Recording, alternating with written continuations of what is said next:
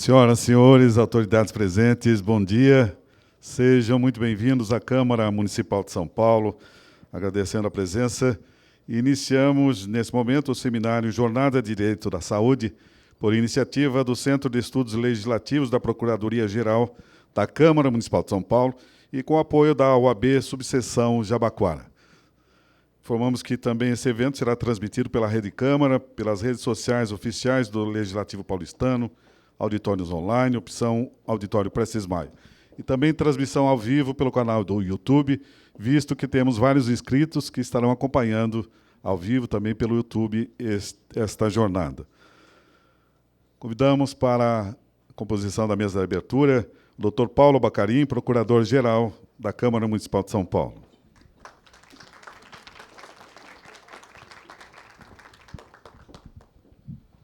Convidamos a doutora Cíntia Talarico, da Cruz Carrer. Ela será a mediadora do primeiro painel da manhã.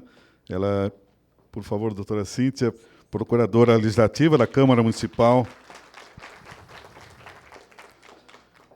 mestra em Direito Médico, especialista em Direito Processual Civil, Direito Civil e Direito Municipal.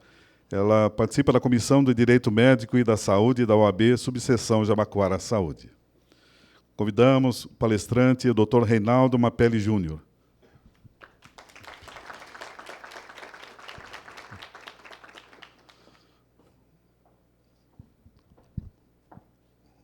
Dr. Reinaldo é membro do Ministério Público de São Paulo, onde integrou um grupo especializado em saúde, como assessor do Procurador-Geral de Justiça, foi coordenador de saúde pública, foi membro da COPEDES, a Comissão Permanente de Defesa da Saúde, órgão de assessoria do Conselho Nacional dos Procuradores-Gerais do Ministério Público dos Estados e da União.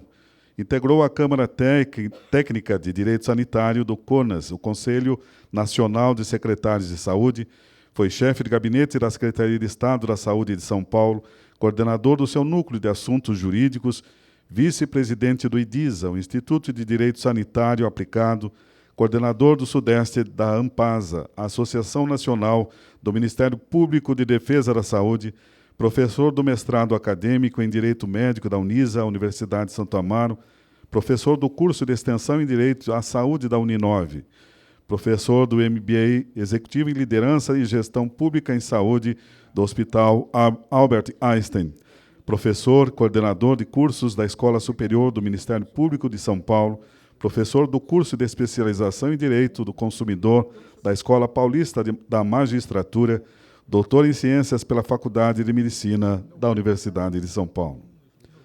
Convidamos o doutor Silvio Gabriel Serrano Nunes.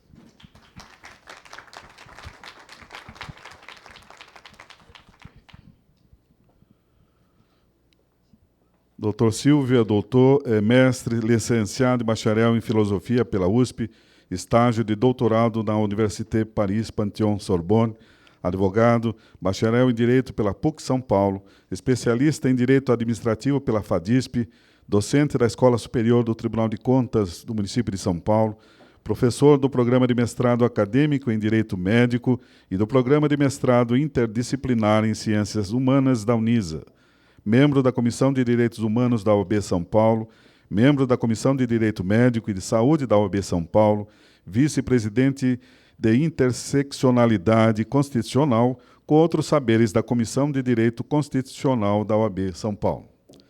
Convidamos também nossa palestrante, a doutora Débora Iacono.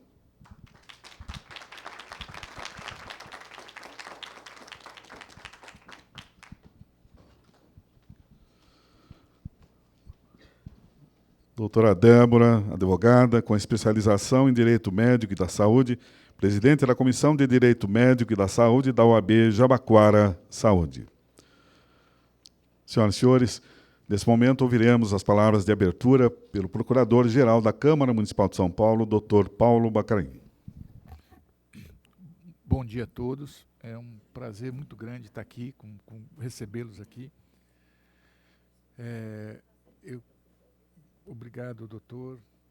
Obrigado, doutora Débora, meus colegas do Tribunal de Contas. Bom, em primeiro lugar, eu gostaria de dizer que eu sempre costumo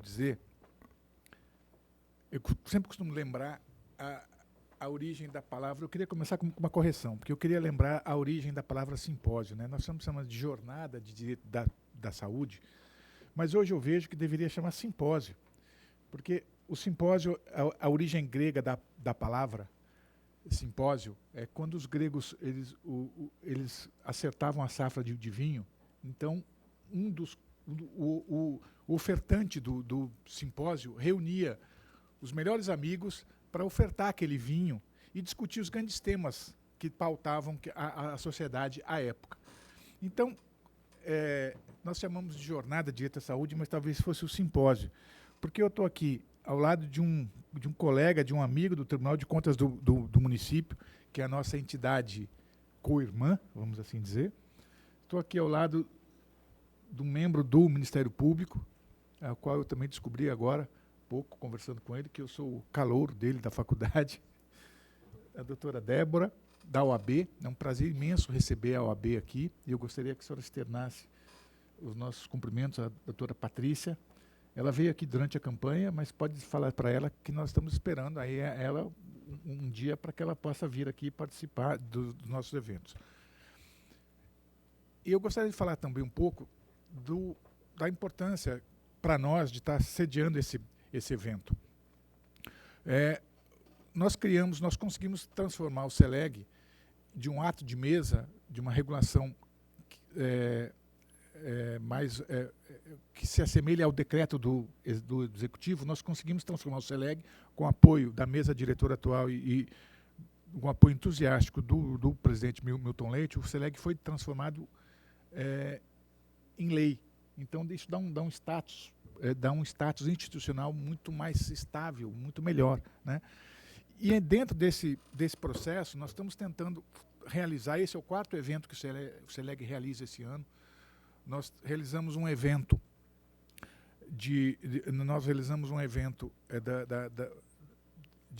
do Congresso Internacional de Legística. Estamos realizando agora a Jornada de Saúde.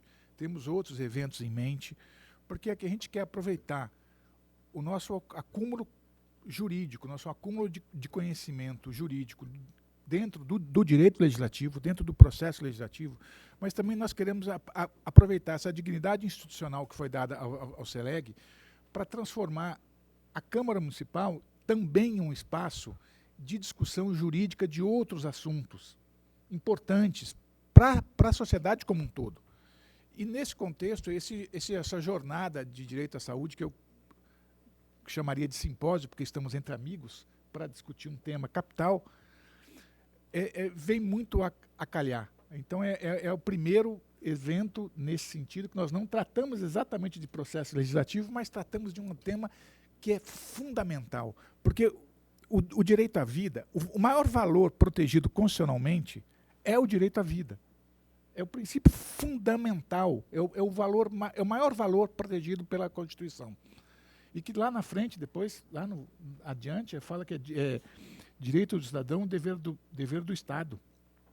Então, daí a importância da gente discutir saúde, direito à saúde. Mormente, num país que o mundo inteiro está passando por isso, né?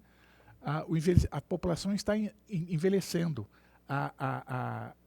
A expectativa de vida, se por um lado, felizmente, está aumentando, por outro lado, tem uma implicação direta com o direito à saúde e o ordenamento jurídico que vai viabilizar esse direito. E aí nós estamos falando em custos, falamos em plano de saúde, falamos em acesso à saúde. E então, é com muito prazer que eu trago esse assunto aqui para discutirmos na Câmara Municipal de São Paulo, que é um espaço, por natureza, de debate, um espaço democrático de debates. Então, com essas palavras, mais uma vez eu saúdo todos os colegas, os amigos da mesa, e então vamos passar ao prosseguimento do nosso evento, desde já agradecendo a todos que estão presentes e que também estão online, que essa é uma realidade também que me deixa perplexo. Provavelmente tem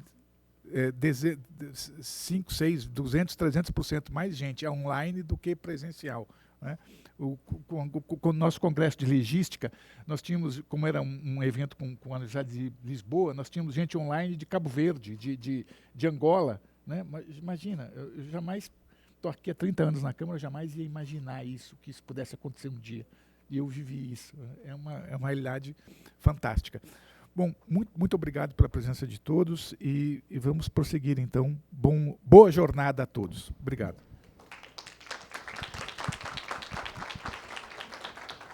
Agradecemos ao Dr. Paulo Bacarin, procurador-geral, pela abertura. Senhoras e senhores, nesse momento dando, então, já o início do primeiro painel da manhã, com os temas é possível uma medicina defensiva no Brasil, desafios na implementação dos programas de compliance na área de saúde e rescisão unilateral dos contratos dos planos de saúde. A mediadora, a doutora Cíntia Talarico da Cruz Carrer, dando as boas-vindas e coordenando este painel. Todos uma ótima atividade. Eu agradeço a presença de todos que estão aqui hoje para assistir a essa jornada de direito da saúde, os que estão presentes também online, né? E aqui a gente vai tratar de temas assim muito importantes, muito atuais, que são interligados, né, entre a área da saúde e do direito. E a gente trouxe essa jornada aqui para o CELEG, para a Câmara Municipal, porque a Câmara Municipal também atua, né, junto ao Poder Executivo, na elaboração de leis e fiscalização em temas de saúde, né, através das comissões, Comissão de Saúde. Então, todos esses temas que estão sendo abordados aqui hoje são muito atuais e muito importantes, né? E para apresentar o Dr. Mapelli, eu gostaria muito de agradecer a presença dele ter aceitado o nosso convite. O Dr. Mapelli foi meu orientador no curso de mestrado da Unisa, em Direito Médico, e ele vai tratar de um assunto assim, de importância ímpar. Por quê? Porque o Dr. Mapelli ele é doutor em Ciências da Saúde e Medicina na USP, e ele tratou do tema da judicialização da saúde. E nesse tema surgiram diversas discussões, principalmente dos hospitais e dos médicos querendo se defender de ações judiciais que eram propostas contra as instituições, os hospitais, os médicos na área da saúde. Então, é sobre essa medicina defensiva que o Dr. Mapelli vai tratar hoje aqui na nossa jornada. Obrigada, Dr. Mapelli.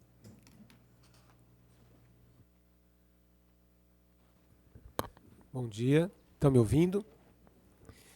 Obrigado pelo convite. Gostaria de fazê-lo cumprimentando primeiro o Dr. Paulo Bacarin, digníssimo procurador-geral do município. Cumprimento a doutora Cíntia Talarico, que está aqui conosco. Como ela mencionou, eu tive a honra de ser orientador do mestrado dela em Direito Médico na Unisa. Também na mesa a doutora Débora, meus cumprimentos e meu abraço à OAB, instituição que eu tenho muito apreço, viu, doutora? Professor Silvio, que está aqui conosco, meu colega lá no mestrado acadêmico de Direito Médico, vai ser um prazer ouvi-lo também. O professor Jorge Tomelin, que está ali, que é o nosso chefe, né, coordenador lá no mestrado, que nos brinda com a presença, muito obrigado. As demais pessoas aqui presentes, aquelas que estão também online, né? Eu propus esse assunto, comentei, a Cíntia fez o convite, né? Porque a medicina defensiva, essa é uma expressão que até pouco tempo atrás eu desconhecia, não tenho vergonha de dizer isso, é algo que está chegando no Brasil, né? É um tema que vem sendo muito discutido em alguns lugares, ainda no começo, mas já há alguns artigos, alguns simpósios, congressos, que acabam abordando esse tipo de assunto. Eu já fui convidado para falar sobre isso. E, na verdade, a meu ver, pelo menos, está inserido naquela discussão que todos conhecem da judicialização da saúde, né? Eu, quando fiz o mestrado, o doutorado lá na Faculdade de Medicina da USP, eu analisei ações judiciais de medicamentos. Já naquela época, isso era um assunto bastante delicado, né? Tanto para as pessoas que precisavam de medicamento ou outro tipo de tratamento e buscavam isso na justiça, quanto para os gestores que lidavam com isso, né? O Sistema Único de Saúde, um plano de saúde, um hospital, etc. E aí eu fiz o meu doutorado sobre isso, depois isso virou um livro, e naquela época não se falava em medicina defensiva. Algumas ideias sim, mas era ainda muito incipiente, né? Depois, com o passar do tempo, eu ouvi essa expressão, comecei a me aproximar um pouco disso, e acho que é um tema de muita relevância, e queria propor a vocês, dentro do tempo que me cabe, uma reflexão sobre isso, né? A gente, na verdade, ainda está muito no começo. É uma expressão que vem dos Estados Unidos, da década de 70, né? Lá, como todos sabem, há uma judicialização muito intensa também, e muitas vezes contra médicos, profissionais de saúde, hospitais e sistemas de saúde. Então, na década de 70 surgiu uma disciplina mesmo, hoje isso é ensinado nas faculdades de medicina nos Estados Unidos, com a proposta do médico, aí falando especificamente da medicina, se defender de ações judiciais. E já existem livros sobre isso, né? Se vocês fizerem uma busca rápida em algum site, na internet, vocês já vão ver que já existe manual de medicina preventiva, inclusive em português, né? E é isso que eu queria discutir um pouco com vocês. Se seria possível no Brasil essa ideia da medicina defensiva, né? Será que eu tenho que apontar para algum lugar? Não está mudando. Se você quiser mudar para mim, pode ser o próximo slide, por favor. Eu acho que esse assunto tem que ser pensado sempre dentro de um contexto histórico, social, brasileiro, que sempre foi marcado por muita judicialização de políticas em geral, né? Não só da saúde, mas nós vamos falar da saúde hoje. Claro que eu não sou contrário às ações judiciais de forma alguma, eu sou promotor de justiça no Ministério Público de São Paulo há mais de 30 anos, e é lógico que na minha carreira, em diversas situações, eu ajuizei ações judiciais, inclusive na área de saúde, mas há um contexto brasileiro, não é só no Brasil, mas no Brasil com certeza isso acontece, de uma judicialização muito intensa em relação a todos os assuntos que a gente pensar, né? Na verdade, eu comentava com alguns procuradores do município, antes de entrar aqui, hoje eu sou, vou dar um exemplo, né? Eu sou um promotor de justiça de direitos humanos, na área de inclusão social, trabalho aqui na Rua Riachuelo, no primeiro andar, e é muito comum, quando essa casa faz alguma discussão, quem perdeu a discussão entra lá com uma representação para que o Ministério Público ajuize uma ação. Nesse caso específico, e por vezes até em assuntos de saúde, assistência social, eu pessoalmente, se do ponto de vista jurídico não tiver ilegalidade, eu arquivo. Eu acho que a Câmara Municipal é que tem a atribuição de fazer essa discussão política num bom sentido, tomar uma decisão. Mas a verdade é que a grande maioria, ou uma boa parte dos promotores de justiça, leva isso adiante, né? Então, existem ações judiciais, por exemplo, para barrar projetos de leis, né? Existem ações judiciais para modificar algo do processo legislativo e assim por diante. Isso é muito comum, eu tenho recebido isso com bastante frequência. E eu acho que isso é um equívoco na minha avaliação, né? Eu acho que o debate político institucional tem que ser feito no executivo, no legislativo, nos seus lugares específicos, né? Inclusive nessa casa, eu estou até me lembrando aqui, falei que tem mais de 30 anos de saúde, eu já vim aqui nessa sala, eu estava me lembrando, discutir, por exemplo, se deveríamos liberar ou não as drogas ou a maconha, isso deve ter uns 10 anos, me lembro que foi a vereadora Soninha Francini que presidiu a mesa, e me lembro que estava comigo o professor Ronaldo Laranjeira, e nós fizemos uma discussão se deveria liberar ou não, e se fizer de que forma, etc. Eu acho que é o lugar mais apropriado, não no judiciário, na minha avaliação. Mas o nosso contexto histórico sempre foi de muita judicialização, até pelos conceitos que a gente tem sobre esse assunto. Então, a própria evolução do cuidado médico, poderíamos falar em geral, mas vamos falar da medicina como exemplo. Se no começo a medicina era um ato, não seria mais sim, mas um ato mais da relação do médico com o paciente, né? O exemplo é Hipócrates, que muitos chamam de pai da medicina, e que fazia uma medicina de escuta no leito, de ouvir o paciente, as suas reclamações, o seu sofrimento, e através disso buscar uma melhor terapia, né? o melhor tratamento, isso mudou muito ao longo dos anos, né? A gente teve um acréscimo de ciência mesmo, por exemplo, na Idade Média, com os grandes hospitais e universidade que passaram a discutir e a propor entendimento sobre o que é cuidado em saúde, quais são os tratamentos, as terapias possíveis e assim por diante. Isso mudou muito, né, com o mundo universitário e teórico. Nós tivemos o surgimento, por exemplo, dos laboratórios, né? Hoje é impensável ou quase impossível uma assistência em saúde, especialmente do médico, sem o apoio de exames, né, que hoje são muito sofisticados. Hoje nós temos uma saúde com uma tecnologia muito intensa, né, no mundo da internet, você busca lá informações, ou mesmo há uma discussão bem delicada sobre a responsabilidade civil, por exemplo, quando há algum dano que o paciente sofra, porque essa cadeia se tornou bem complexa, né? Você tem o profissional médico, mas você tem os exames de laboratório, você tem a tecnologia, por exemplo, uma telemedicina. Então, esta evolução que tornou a assistência em saúde cada vez mais complexa ajudou a esse aumento, incentivou, penso eu, esse aumento de judicialização, né? O conceito de saúde amplificado também, todos sabem, saúde não é mais uma ausência de doença ou possibilidade de acesso a remédios, está lá na Constituição da Organização Mundial de Saúde, que é de 1948, né? A saúde é um bem-estar biopsicossocial. Então, na verdade, quando você pensa num atendimento, numa assistência, por exemplo, oncológica, no câncer, não é só o medicamento, né, a quimioterapia, mas já tem todo um apoio psicológico, ou deve ter, pelo menos, um apoio psicológico, social, não só para o doente, como muitas vezes para familiares, pessoas próximas. Então, também ampliou-se muito, a meu ver, corretamente, o conceito de saúde. E, finalmente, a própria noção de que saúde é um direito fundamental, está lá na Constituição Federal e, portanto, pode ser demandado até judicialmente, né? Passa o próximo, por favor. Estou olhando aqui no meu relógio para não me adiantar.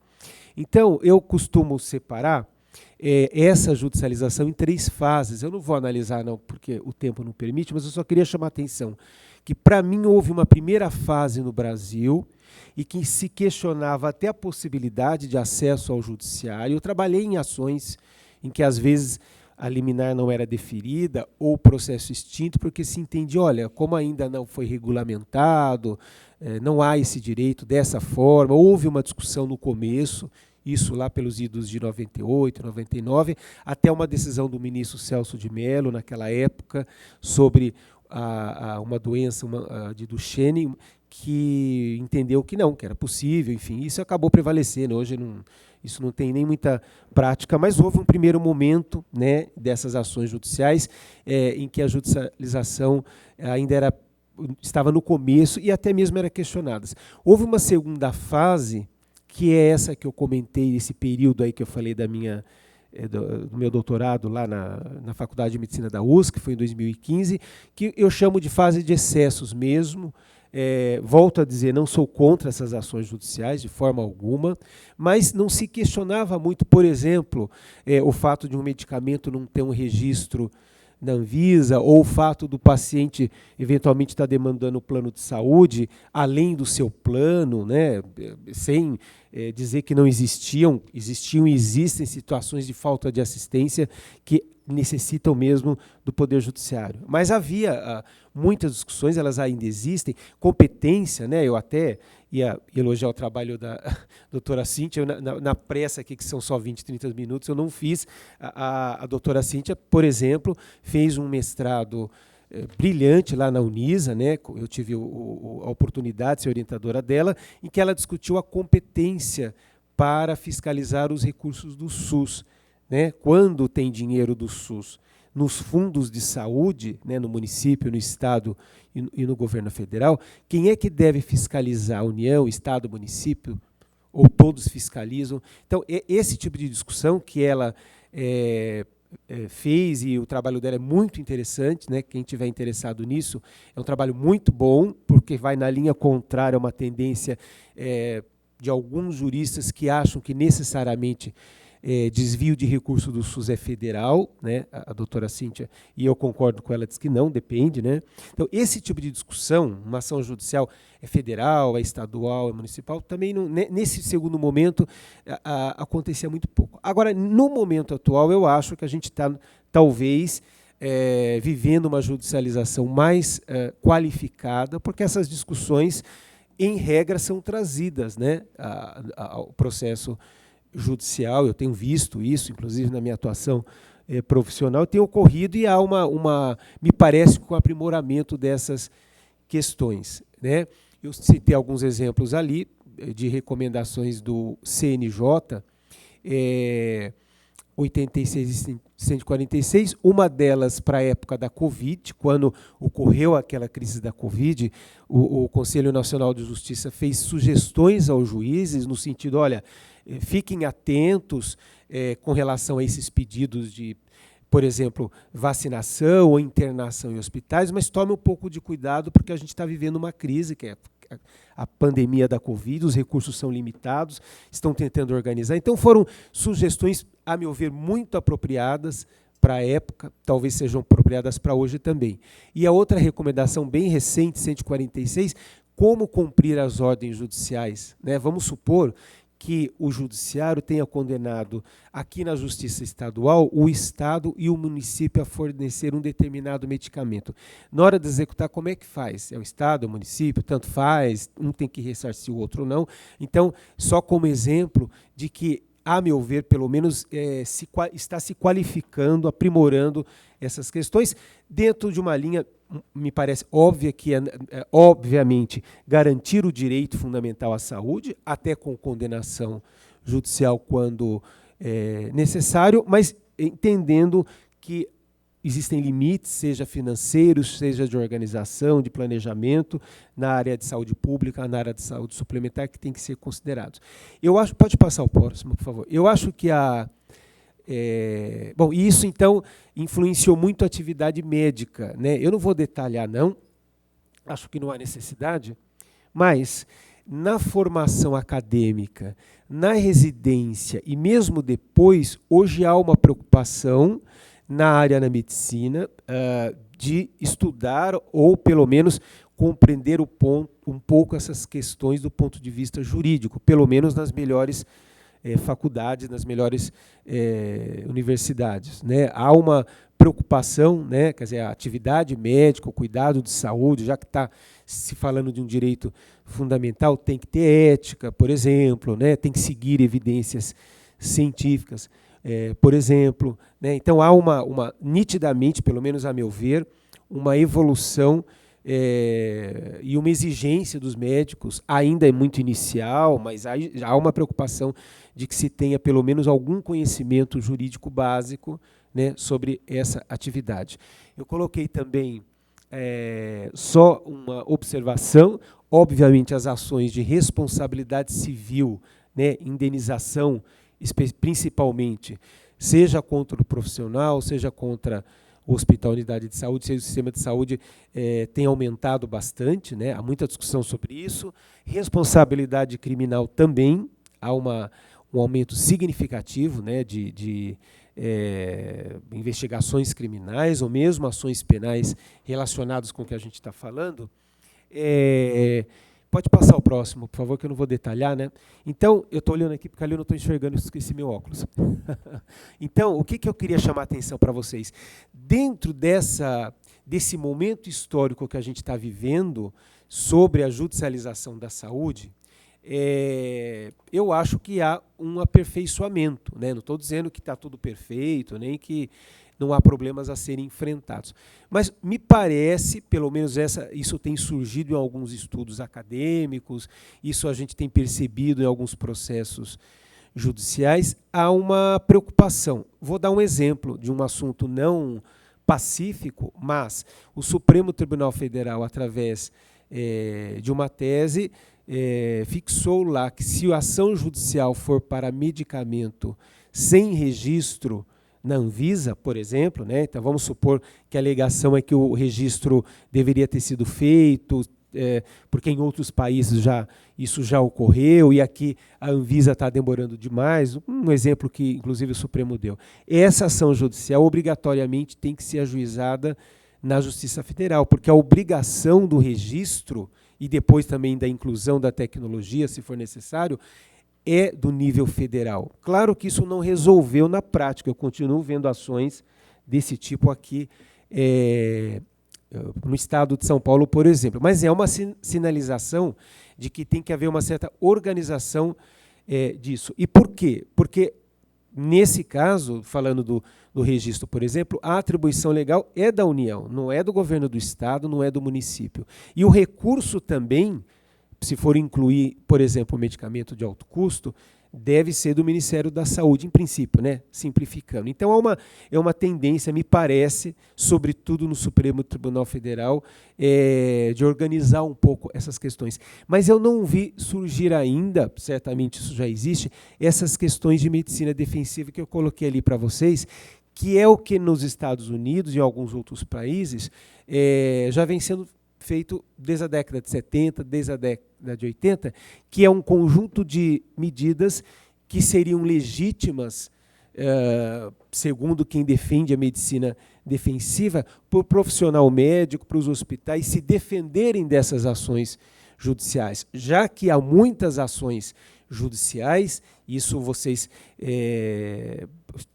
se for olhar um livro disso aí, a primeira coisa é isso, né? Tem muitas ações judiciais, os médicos e hospitais estão sobrecarregados e podem muitas vezes ser responsabilizados individualmente, né? Se houver algum problema, se o atendimento não for prestado. Se, por exemplo, um hospital tiver uma infraestrutura muito reduzida, causando risco mesmo, o médico que trabalhou lá, ele também não é responsável, ele não tinha que denunciar essa situação ou se recusar a trabalhar naquelas condições, né? Então, não tenho visto, mas como a gente costuma copiar, por exemplo, dos Estados Unidos, muita coisa ruim, eu comecei a ver que, bom, do jeito que a coisa está indo, no plano doutrinário já existe, né? Já há pessoas que defendem que isto é legítimo. Eu acho que isso vai acabar chegando. Então, isso que eu queria, ainda que rapidamente, falar para vocês. O que esses teóricos falam?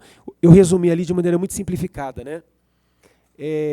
Que o médico deve pedir o maior número de exames complementares possível para se garantir, mesmo se não for necessário, é melhor pedir vários exames em várias situações para se proteger, né? Se alguém depois, por exemplo, entrar com uma ação judicial dizendo você não suspeitou de que eu poderia estar com câncer. Então, eles defendem que seria legítimo, né, o profissional de saúde pedir, e eles orientam, tá? Peça mesmo, nos livros americanos está escrito isso, obviamente de maneira muito simplificada que eu estou falando isso, que é uma forma de se garantir, né? Obviamente, na nossa cultura, me parece que isso é um completo absurdo, né? Sobretudo porque é desnecessário submeter o paciente àquilo, o custo, obviamente, né? Estoura isso aí e socialmente vai inviabilizar mais ainda os sistemas de saúde. Mas eles defendem, tá? Já tem artigo no Brasil defendendo. Por isso que eu queria chamar a atenção para vocês. Essa seria uma medida de medicina defensiva.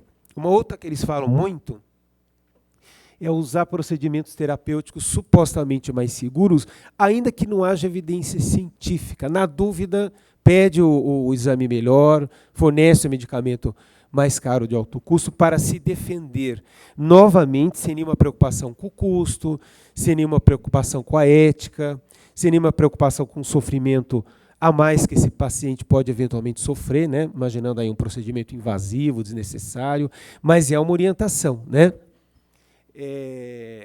Outro encaminhamento a especialistas do mais variado campo, também como uma forma de se resguardar, né? Vou mandar para outros médicos para me resguardar. E o que eu acho impressionante, a recusa em atender os casos mais graves. É uma orientação da medicina defensiva.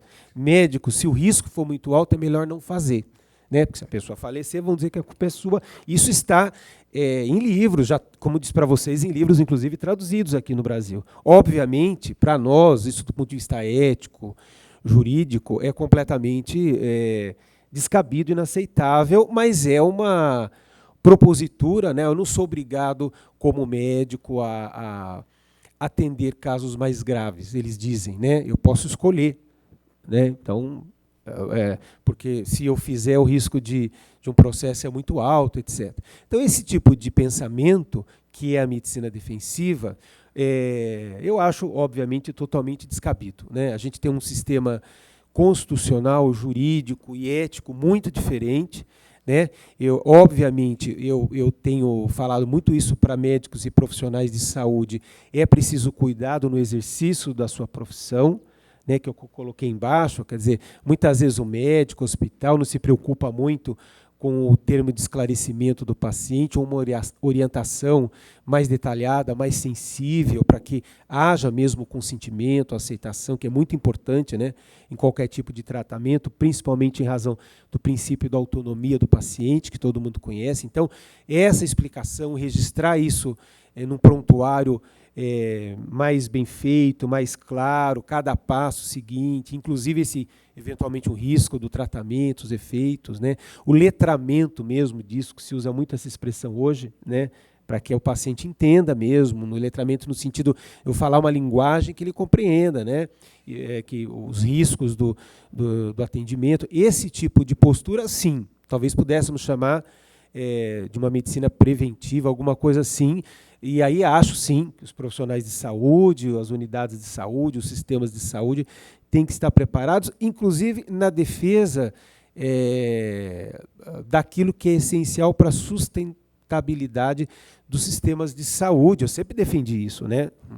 Não se pode pensar em sistema de saúde sem pensar nos custos das tecnologias. Então, isto sim. Agora, importar essas ideias completamente descabidas, né, e antiéticas, vocês imaginem que a relação do médico com o paciente, obviamente, é uma relação de confiança, né, de proximidade, né, o médico, pelo menos eu, quando estou na frente de um bom médico, nem sempre a gente está na frente de um bom médico, né, mas quando eu estou na frente de um bom médico, eu estou numa situação vulnerável, com uma doença, com um sofrimento, e é claro que aquilo que ele disser para mim, faça tais exames, né, procure tal conduta, esse medicamento, né, ou se o exame foi em tal sentido, é melhor fazer uma cirurgia já de urgência. Isso tudo tem que estar baseado em evidência científica e em ética do ponto de vista jurídico e médico, né? Aquilo que é melhor, aquilo que é necessário para atender da melhor forma aquele paciente, com todos os cuidados que o profissional médico e outros também tem que ter. Eu acho que tem que ter, sim. Eu falo para todos os meus amigos, tenho muitos amigos na medicina, em outras áreas de saúde, contrate um advogado, sou o maior propagandista de advogado, contrate um advogado especialista para você entender qual é a lei, quais são suas obrigações, que tipo de documentos e termo de esclarecimento, prontuário, melhora isso do ponto de vista jurídico. Acho muito importante, mas o médico não pode se recusar a um atendimento porque ele é grave, né? Ou ele não pode pedir exames desnecessários só para se resguardar. Ah, não, eu vou pedir um monte de... Né? Beira omissão de socorro. Concordo com o doutor. Concordo, beira o crime, né? Então, eu só queria chamar a atenção isso para vocês, porque eu tenho ouvido em alguns seminários, em algum congresso, algumas pessoas defendendo isso como uma novidade boa. Já existem livros em português e alguns artigos. Depois, quem tiver interesse, há alguns artigos até disponíveis na internet. Em geral, são críticos, né? Dizem isso que eu estou falando para vocês, que não é correto isso do ponto de vista ético e jurídico no Brasil, mas é algo que eu queria chamar a atenção, né? A Jornada de Direito da Saúde, eu vi pela programação que vocês me mandaram, está preocupada com esses temas atuais, né? Que a gente tem tido que enfrentar, muitas vezes sem um embasamento jurídico muito sólido, porque são coisas que vão surgindo, e aí você, bom, que posição eu vou adotar? Eu acho que com relação à medicina preventiva tem que ser uma posição absolutamente contrária. Isso é uma coisa completamente absurda, antiética, antijurídica, e acho que nós temos que ser contrários a isso, né? Essa é pelo menos a ideia que eu tenho. Eu queria, então, trazer isso para vocês, essa preocupação que eu tenho, né? Eu comentei com vocês lá do meu doutorado, eu que acompanho a judicialização há tanto tempo, geralmente acontece isso. Começa uma novidade, um zum, começam a falar, né, um médico, um hospital, daqui a pouco isso vai lá para a justiça. Né? E eu já vi vários absurdos em relação a esse assunto, né, do ponto de vista ético mesmo. E agora eu acho que talvez isso aí comece a surgir. Né? E aí por isso que eu queria chamar a atenção para vocês. Tá bom? Agradeço muito a oportunidade a todos. Muito obrigado.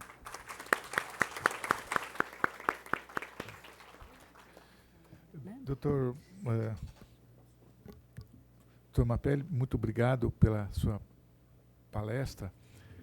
Eu acho que só os outros palestrantes se me permitem, só pela fala dele, acho que já dá para a gente intuir que a gente vai ter que ter a segunda jornada, né, o ano que vem. Né? Porque cada assunto que ele toca dá para fazer um painel só de cada tópico dele, né?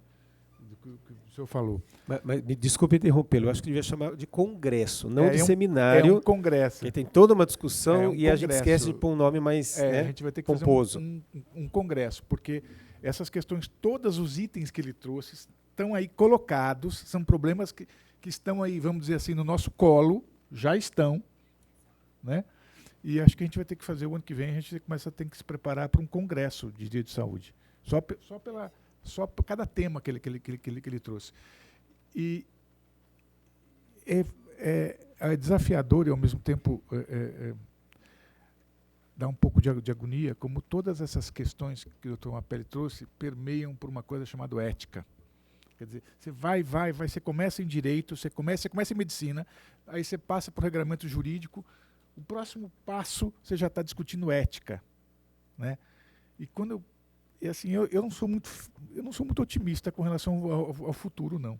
Porque quando eu penso em discutir ética, e eu me lembro, quando ele estava falando aqui, eu me lembrei exatamente dos futuros médicos, eu me lembrei daqueles vídeos daí que surgiram de jogos de medicina, daquela gente lá, aquela ética lá que vai... Bom, não sei. Eu fico assustado, acho que tem que fazer um congresso de direito à saúde e ética, né? Quanto a essa me permitam pontuar também a questão os Estados Unidos, o Brasil, de uma maneira geral, o Brasil tem uma visão dos Estados Unidos muito idílica, né? Eles estão longe de ser, os Estados Unidos, em qualquer assunto, em qualquer tema, eles estão longe de ser unanimidades, né? E eu me lembro, você fala da medicina defensiva, uma pele. Eu me lembro que há muito tempo atrás, imagina, minha filha já tem 32 anos, quando a gente comprou um carrinho para ela, o carrinho era de marca norte-americana, carrinho de bebê, aí vinha a instrução, né? E tinha lá a instrução assim, não dobre o carrinho, atenção, não dobre o carrinho com a criança dentro. Eu fico imaginando a ação que gerou, a ação judicial que gerou uma fábrica colocar uma bobagem dessa numa instrução. Atenção, quando dobrar o carrinho, retire a criança. Isso só está lá porque provavelmente alguém naquele sistema judicial maluco deles, desculpe, naquele sistema judicial maluco, ganhou alguma indenização de milhões porque dobrou a criança, sei lá. Eu fico pensando o que gerou isso, qual o case que gerou isso lá. Quer dizer, então os Estados Unidos estão longe de ser um exemplo acabado. Né? E aí eu entendo isso, começa a vir essas coisas, esses contrabandos, entendeu? Como se fossem a panaceia. Isso me preocupa muito. Então, desculpe a minha fala, eu queria passar a palavra para o Silvio, então, para a sua palestra. Obrigado. Preliminarmente, gostaria de registrar minha imensa gratidão ao Dr. Paulo Bacarin, que é o CELEG. Eu já fiz algumas atividades aqui no CELEG, como docente lá da Escola Superior do Tribunal de Contas, né? Agradecer por essa oportunidade. Agradecer imensamente a doutora Cíntia, né, Talarico, que foi nossa aluna lá no mestrado em Direito Médico. Ela me fez o convite, né? Imensamente grato. Agradecer ao professor, né, Reinaldo Mapelli, né, meu colega e amigo lá na Unisa, no mestrado em Direito Médico. é sempre também um imenso aprendizado ouvi-lo. E agradecer à professora, né, a doutora Débora Iacono, né, que também ouvi-la para mim será um imenso aprendizado aí. Agradecer ao professor Jorge Tomelin, nosso comandante lá no mestrado em Direito Médico, sua presença aqui, que muito nos honra. Eu vou, enfim, tratar sobre a questão que foi dada, essa questão desses desafios para a implementação de um programa de compliance na área da saúde, né. Eu sugiro a leitura de 2 textos que muito estruturam minha fala. Minha fala também está um pouco escrita aqui, por causa da questão do tempo, me passaram 20 minutos. Né? Me passaram 20 minutos. Um é Compliance na área da saúde, interrogação, né, de Ana Paula Gonzatti da Silva, e Compliance na área da saúde, uma ferramenta de gestão e ética corporativa, né, da professora Paula Camargo Daniel de Castro. Né. Eu queria um pouco começar, um pouco ouvindo, né, o que foi dito aqui, um pouco esse problema das importações de ideias e de conceitos, né, que foi muito bem que trouxe aqui. Aqui eu também fiz um pouco o papel de advogado do diabo, porque, eu vou ser muito honesto, eu sempre tive muita resistência a essa questão de compliance, pelo contexto em que muito ele cresceu e se desenvolveu no Brasil, que foi naquele contexto ali de Lava Jato, né, em que é curioso que, ao mesmo lado que se importa essa ideia de compliance numa lógica quase que fundamentalista, não se importou algo muito bom dos Estados Unidos, que é uma cultura constitucional, né, em que simplesmente se criou um imaginário que se poderia, a muitos, ao arrepio da Constituição, certos atos do poder público. Algo que nos Estados Unidos, isso, em hipótese nenhuma, as coisas chegariam ao ponto que chegou. Então, aqui no Brasil se dissociou muito, como se não fosse um precedente, não só cronológico, mas, acima de tudo, lógico, uma cultura constitucional com uma cultura de compliance. Essa cisão foi algo que muito me assustou, né? Então, vou ser muito honesto, que é um tema que, para mim, eu tenho uma resistência ao tema, à palavra e tudo mais, mas, enfim, vamos um pouco aqui, né, desafiando. Uma questão preliminar é que ainda, digamos assim, pouco se fala em compliance na área da saúde. Parece que agora mais e mais, porque havia, e agora, crescentemente, mais e mais, quer se falar nessa questão da área da saúde. Um pouco as origens da ideia do compliance, ele vem justamente desse mundo empresarial dos Estados Unidos, né? Um instituto que, no Brasil, ele já tinha sido introduzido com as alterações que foram feitas, né, pela Lei 12.683, de 2012, na Lei de Lavagem de Dinheiro, a Lei número 9.613, de 98. Mas o compliance, ele, digamos, se consolida, ele adentra de uma forma consolidada no nosso ordenamento jurídico, com a Lei 12.846, de 2013, a Lei Anticorrupção da Empresa Limpa, e com seu decreto regulamentador, o Decreto 8.420, de 2015. Né? Desde os anos 70, desde a década, né, de 1970, há um movimento de boas práticas de administração gerencial, né,